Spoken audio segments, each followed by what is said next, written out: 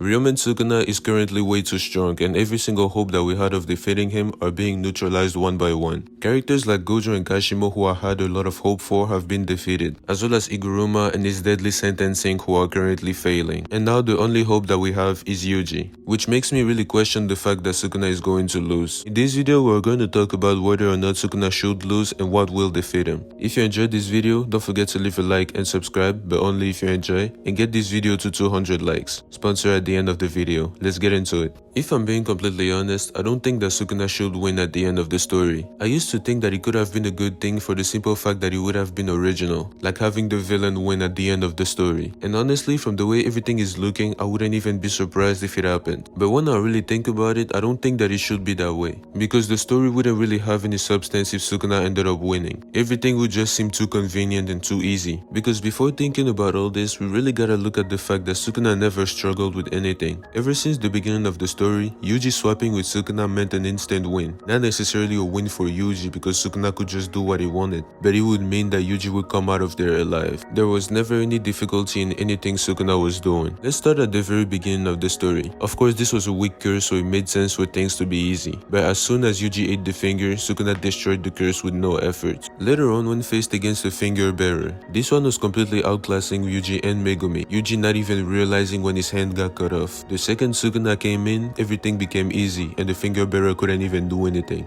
Mahito couldn't even touch Yuji's soul because it would mean that he is touching Sukuna's soul. So the fear of Sukuna was preventing him from doing anything to Yuji, because the second he touched Sukuna's soul, Sukuna was going to get it over with. And this means so much because Mahito couldn't even use his strongest move. A domain expansion is the pinnacle of jujutsu, which becomes very useful especially when fighting multiple opponents. In any fight against Yuji, Mahito is unable to use his domain expansion, because if he tried to touch somebody else's soul with a sure hit, Yuji would also get hit, which will cause Sukuna to hurt or even kill Mahito. We then get to Shibuya. Sukuna starts by humiliating Jogo without even getting hit, then healing Megumi from a state of suspended death, figuring out Mahoraga, and then defeating him. Everything always went his way, and even during the culling games. After not seeing him for a while, you would think that everything is calm, just so Sukuna to all of a sudden take control of Yuji's body and steal Megumi's. Even though Yorozu had a pretty troublesome ability, Sukuna didn't have any issue defeating her. Right after making quick work of Ryu, we finally get to his fight against Gojo. This is when you think that Sukuna is finally about to pay for everything he did. Even though Gojo was dominating the whole fight and Sukuna needed that evolution in order to beat him, in the end Sukuna's gamble worked and he ended up winning. Now that he's weakened, it should be very easy for a character like Kashimo to finish him off or to either make him even weaker, but Sukuna once again proves to be way too strong for that, getting rid of Kashimo without much effort as well.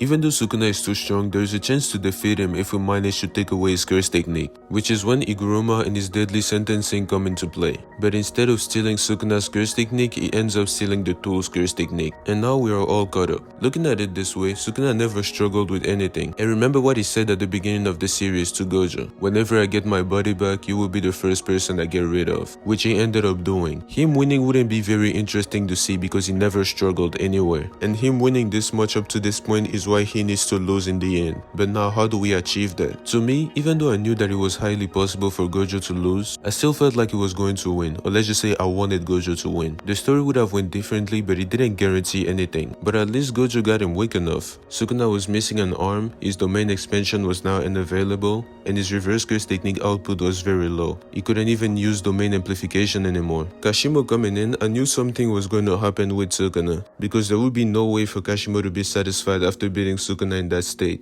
Sukuna finally decides to use his reincarnation. Even though he gets a full reset to his physical stats, as well as a body that is very optimal for jujutsu, his brain is still damaged, meaning that it still can't use domain expansion, and his RCT output should still be low even though it hasn't been mentioned yet. But even knowing that Sukuna was this strong, I still assumed that Kashimo was going to put a number on him. A lot of people think that Kashimo fans were just coping, saying that Kashimo never stood a chance against Sukuna, but I genuinely believe that. By using logic and from the simple way Kashimo was presented, it seems to be no way for him to not do anything. To me, even though that was unlikely, there was probably a possibility of him being stronger than Sukuna, but dying for the simple fact that his curse technique would kill him. That would leave Sukuna weak enough for the rest of the cast to finish the job. We then learned that Sukuna can just use his reality slash as much as he wants to, which allowed him to kill Kashimo, at least with the information that we have. Just know that nobody is hearing the end of it if Kashimo ever comes back, but to be honest, it's probably not happening. Higuruma's deadly sentencing was our last hope. with Sukuna losing his curse technique, on top of the executioner blade and Yuji's abilities, with the support of everybody else from the cast, there could have been a chance at defeating the strongest. But somehow Sukuna knew something that we didn't. If the target possesses a curse tool that has a curse technique of its own, Judgment would confiscate the curse tool curse technique instead of confiscating the Jujutsu sorcerer's curse technique, meaning that Sukuna still has his slashes. A lot of people feel some type of way about this part, and me included. For a lot of people, this is just plot armor for Sukuna because it is something that doesn't really make sense and that came out of nowhere. But for me, there are two issues regarding this. My first issue with this is that it should have been stated beforehand. I am one of those people that doesn't really care if everything doesn't get foreshadowed because it would just create a better surprise. This is what I felt during the Gojo vs Sukuna fight. The surprise effect kind of made it feel more real. The same way characters like Higuruma, Yuta, or Kusakabe didn't know is the same way I didn't know. I didn't feel like everything needed to be foreshadowed on that point. But in this case, this simply feels like an ass pull. But that aside, I simply don't understand the reason why this was done. I would call it plot armor if this was made to save Sukuna, but at least I would understand that there was something that was needed for him to be safe. To me, the problem is the fact that it doesn't change anything. If only the curse technique from Shrine got confiscated, Sukuna could have used the same curse tool that he used to beat all these clans 1,000 years ago. The same thing that we see at the end with Kusakabe and Higuruma taking damage from the slashes, but instead it would have been lightning. It would have been better for simple consistency purposes. At least Higuruma's technique would have done what we think it does, but as a result, Sukuna would be forced to use his curse tool, which would end up being the same result. But that makes me think about something else. What if this was actually against Sukuna? As we know, Yuji has been soaked in Sukuna's curse energy, which causes him to have a certain resistance to him. While I believe it is fair to assume that every technique that comes from Sukuna's curse energy will be weaker against Yuji, I don't think a curse tool being used by Sukuna will be weaker against them, meaning that Sukuna using the Kamutoke against Yuji might be dangerous. But by finding a way to take away everything that Yuji isn't resistant to, it gives Yuji a certain chance of fighting back. So what if deadly sentencing confiscating the Kamutoke instead of Shrine was actually for the better? What if this was actually some sort of plot armor for the main characters? I think that would be a good twist, but at least it would have been foreshadowed. Another problem that I have with the recent chapter is the fact that Sukuna isn't just destroying everything, but the simple explanation for it is that he isn't trying to. The reason why he used Reality Slash on Gojo or Kashimo is because they could have been a threat to him, meaning that he could use it against Yuji, for example, but against everybody else he's going to use regular slashes that aren't going to kill anyone. But I truly hope Sukuna isn't just toying with everyone, because if the reason that he loses is because of that, that would be very annoying to me. This is why I felt like Kashimo should have had a bigger role, because the stronger Sukuna is, the harder it would be to defeat him without creating any sort of inconsistencies. Sukuna defeating Gojo was already proving that he was the strongest, and him defeating or surviving Kashimo right after that would have shown that he was by far superior to everybody else in the cast. He didn't need to be so much more overwhelming in order to prove something, because these recent events are just making him way too strong for anything to make sense. But once again, I will say what I always said: let Gege cook. Now let's talk about the only ways to defeat Sukuna. The first theory I've seen was about Megumi coming back, with Yuji somehow saving him and Megumi weakening Sukuna's soul, but I don't really count on this, and I feel like Megumi should be done for it to make sense. Megumi sustained way too much, starting from the bath to the pain from killing his sister, getting hit by Unlimited Void, or even killing Gojo himself. I truly don't see a way for Megumi to just come back and for everything to make sense. The theory that I had would be for Yuji to manage to restrain Sukuna again. We know Yuji has some sort of soul swapping ability.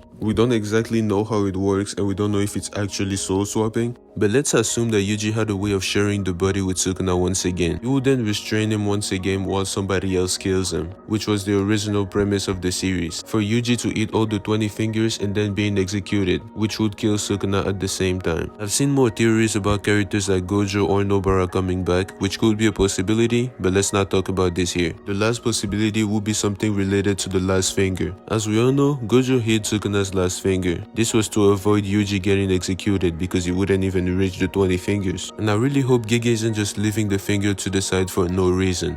I might have to wrap this up, bro. I'm dying right now. Appreciate y'all for making it to this point. Like and sub if you enjoy, and I'll see you next time. Peace. If you're interested in any sort of anime clothing or accessories, look no further than Anime Express. Whether you're looking for style, comfort, or both, they got you covered. You can choose from all sorts of series going from Jujutsu Kaisen to Attack on Titan to Dragon Ball and way more. If you're interested, look at the link in my description, and by using code GodlyOmen10, you can get a 10% off on anything you buy. Enjoy your time, and thanks for Anime Express for sponsoring this video.